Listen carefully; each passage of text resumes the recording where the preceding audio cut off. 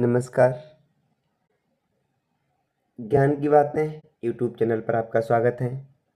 तो आज हम हिस्ट्री के कुछ क्वेश्चन जिसमें गुलाम वंश और दिल्ली सल्तनत के प्रश्न सम्मिलित हैं। चलिए शुरू करते हैं। फास्ट रिवीजन तो किसी भी एग्जाम से पहले सुन के जाइएगा। चलिए, इल्तुतमिश का मकबरा कब बनवाया गया? तो इल्तुतमिश का मकबरा 1235 ईस्वी में। सिजदा पायबोस की प्रथा किसने शुरू की थी? तो गयासुद्दीन बलबन ने। तो गयासुद्दीन बलबन मामलुक वंश का शासक हुआ करता था। उसने सिजदा पायबोस की प्रथा शुरू की थी। नौरोज मनाने की प्रथा किसके काल में प्रारंभ हुई? तो नौरोज मनाने की प्रथा गयासुद्दीन बलबन के काल से प्रारंभ हुई है। बलबन ने किस सुल्तान के शासन में नायब के रूप में कार्य किया? तो नसरुद्दीन महमूद के शासन में। गयासुद्दीन बलबन ने भारत में कब से कब तक शासन स्थापित किया? तो गयासुद्दीन बलबन ने 1266 से 1287 तक दिल्ली पर सुल्तान के रूप में शासन करने वाली एकमात्र महिला या पहली महिला शासिका तो रजिया सुल्तान। रजिया सुल्तान किस वंश की शासिका थी? तो मामलुक वंश अर्थात गुलाम वंश। गुलाम वंश ने दिल्ली पर कब से कब तक शासन किया? तो गुलाम वंश का समय 1206 से 1290 ईस्वी तक। गुलाम वंश मामलुक वंश जिसे कहते हैं के संस्थापक कुतुबुद्दीन ऐबक और कुतुबुद्दीन ऐबक का गुलाम एवं दामाद कौन था? इल्तुतमिश। और इल्तुतमिश की बेटी कौन थी? तो रजिया सुल्तान। ये चारों नाम भी याद रखिएगा। नेक्स्ट, दिल्ली सल्तनत पर शासन करने वाला पहला इस्लामिक राजवंश कौन था? तो गुलाम वंश या मामलुक वंश। 1229 में इल्तुतमिश को सुल्तान आजम की उपाधि किसने दी? तो खलीफा मुस्तानसिर बिल्लाह द्वारा। दिल्ली सल्तनत का सैन्य विभाग दीवान अर्ज किसने बनाया? तो बलबन ने। तुगरिल बेग ने किसके खिलाफ विद्रोह किया था? तो तुगरिल बेग ने बलबन के खिलाफ विद्रोह किया था। तुगरिल बेग ने स्वयं को बंगाल का स्वतंत्र शासक कब घोषित किया? तो 1279 में। चांदी का टका और तांबे का जीतल सिक्का किसने चलवाए? तो इल्तुतमिश ने।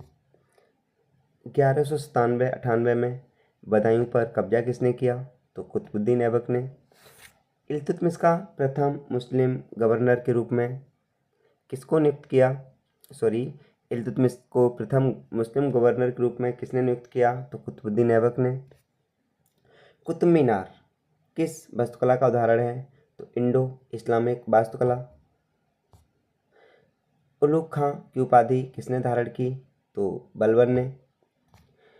मिनहाज ए सिराज किसके शासनकाल के इतिहासकार थे? तो इल्तुतमिश के शासनकाल के दौरान।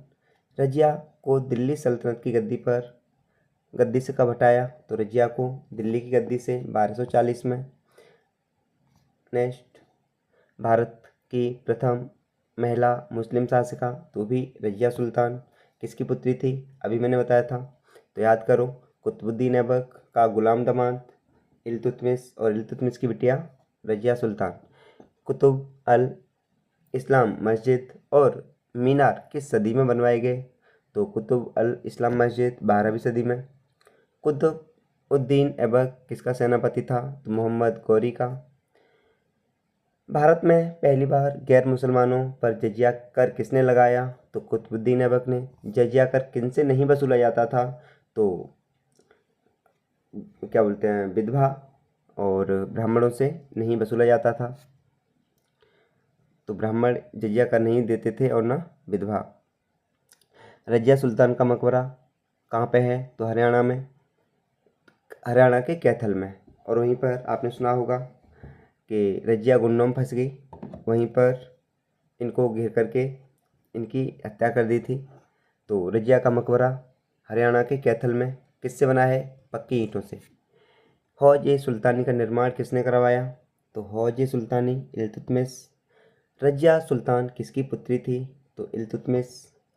कुतुब मीनार की अनुमानित ऊंचाई 73 मीटर या 237.8 फीट। 1199 में कुतुब मीनार का निर्माण किसने शुरू किया? तो कुतुबुद्दीन ऐबक ने। गयासुद्दीन बलबन को प्रधानमंत्री के रूप में किसने नियुक्त किया? तो नासिर उद्दीन महमूद ने। निजाम उल मुल्क जुनैदी किसका वजीर था? तो सुल्तान इल्तुतमिश का। गयासुद्दीन बलबन ने कौन सी उपाधि धारण की थी? तो जिल-ए-इलाही। रजिया सुल्तान का इतिहास किसने लिखा? तो मिनहाज-ए-सिराज ने। मलिक इख्तियारुद्दीन अल-तुनिया ने रजिया को कहाँ बंदी बनाया? तो किला मुबारक भटिंडा में। भटिंडा में किला मुबारक का निर्माण किसने करवाया था? तो राजा डाव ने। इल्तुतमिश ने 40 लोगों को संगठित समूह को क्या कहा? तो तुर्कान-ए-चहलानी। तो तुर्कान-ए-चहलगानी को शुरू किसने किया था? इल्तुतमिश ने। तुर्की मूल का दिल्ली के मामलुक वंश का तीसरा शासक कौन था? तो इल्तुतमिश। कुतुब मीनार की 5वीं मंजिल किसने बनवाई? तो कुतुब मीनार की 5वीं मंजिल फिरोज शाह तुगलक ने बनवाई थी। अजमेर में 2.5 दिन का झोपड़ा या मस्जिद किसने बनवाया? तो कुतुबुद्दीन ऐबक ने। गुलाम वंश का संस्थापक कौन? तो और कब? तो गुलाम वंश का संस्थापक कुतुबुद्दीन ऐबक, स्थापना 1206। इल्तुतमिश किस राजवंश का राजा था? तो गुलाम वंश का। तुर्कान-ए-चहलगानी के संस्थापक इल्तुतमिश। दिल्ली सल्तनत में सैन्य अधिकारियों को हस्तांतरित प्रादेशिक इकाइयाँ क्या कहलाती हैं? तो एकता प्रणाली। कुतुब उल इस्लाम मस्जिद कहाँ है? दिल्ली में। कुतुब मीनार में मंजिलों की संख्या? तो 5। दिल्ली सल्तनत में दीवान-ए-इंसा किस विभाग से संबंधित है? तो शाही पत्राचार। दीवान-ए-इंसा का नेतृत्व कौन करता है? तो तबीर-खास। खजानों और युद्ध की लूट पर 1/5 हिस्से का कर क्या कहलाता है? तो खम्स कर। दिल्ली सल्तनत में बलबन किसका गुलाम था? तो इल्तुतमिश का। दिल्ली का प्रथम सुल्तान कुतुबुद्दीन ऐबक। किस सुल्तान ने बंगाल को दिल्ली सल्तनत में मिलाकर बेटे बुगारा खान को राज्यपाल बनाया? तो बलबन ने। तारीख़-ए-फिरोजशाही ग्रंथ के लेखक जियाउद्दीन बरनी। इक्तादारी प्रणाली किसने शुरू की? तो शमसुद्दीन इल्तुतमिश ने। दिल्ली सल्तनत का वास्तविक संस्थापक इल्तुतमिश। दिल्ली सल्तनत के अधीन सूचना और गुप्तचर विभाग का प्रमुख? तो बारिद-ए-मामुलिक। विद्वान धर्मशास्त्रियों और न्यायविदों से संबंधित शब्द क्या है? तो उलेमा। दिल्ली सल्तनत में ज़कात कर किन पर लगाया गया? तो ज़कात कर भारत में अमीर और समृद्ध मुसलमानों पर। तबकात-ए-नसीरी किस भाषा में लिखी? तो फारसी भाषा में। और किसने? तो मिनहाज-ए-सिराज ने।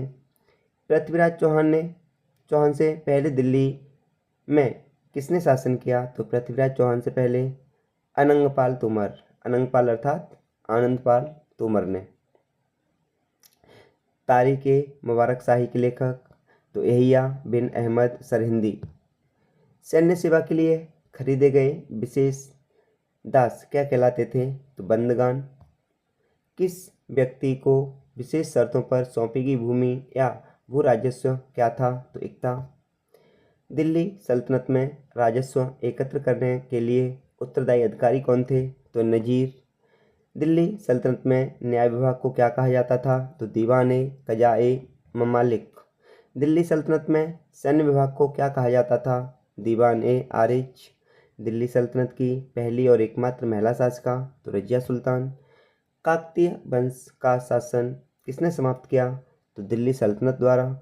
गयासुद्दीन बलबन ने दिल्ली की गद्दी कब से कब तक संभाली? तो 1266 से 1287 तक। अमीर-ए-अल ख़याल उपाधि किसे दी गई थी? तो जमाल उद्दीन याकूत को। दिल्ली सल्तनत का दूसरा सुल्तान कौन था? तो आराम शाह। दिल्ली सल्तनत के दौरान गैर मुस्लिमों की कृषि भूमि पर कौन सा कर लगता था? तो खराज कर। गयासुद्दीन बरनी ने अपना पहला वृत्तांत कब लिखा? 1356 में। तराइन के दूसरे युद्ध में तुर्कों की विजय ने किसकी आधारशिला रखी? तो दिल्ली सल्तनत की। तराइन के दूसरे युद्ध में तुर्कों की विजय ने किसकी आधारशिला रखी? दिल्ली सल्तनत की। दिल्ली सुल्तानों के अधीन प्रशासन की भाषा क्या थी? तो फारसी। दिल्ली सर्वप्रथम किसके अधीन एक राज्य की राजधानी बनी? तो तोमर राजपूतों के अधीन। तोमरों के अधीन दिल्ली में ढाले गए सिक्कों को क्या कहते थे? तो देहलीवाल। सल्तनत काल में दिल्ली पर शासन करने वाले राजवंशों की संख्या कितनी थी? तो 5। दिल्ली सल्तनत की स्थापना कब हुई थी? तो 1206 में। दिल्ली सल्तनत में इक्ताधारक को क्या कहा जाता था? तो मुक्ति। कव्वाली के जनक तूतीय हिंद अर्थात भारत का तोता या तोताई हिंद किसे कहा जाता है? तो अमीर खुसरो। तो सेशन एंड की ओर है, आप कमेंट करिए कि अमीर खुसरो का जन्म कहाँ हुआ था और इन्होंने कौन कौन से वाद्य यंत्र बनाए थे।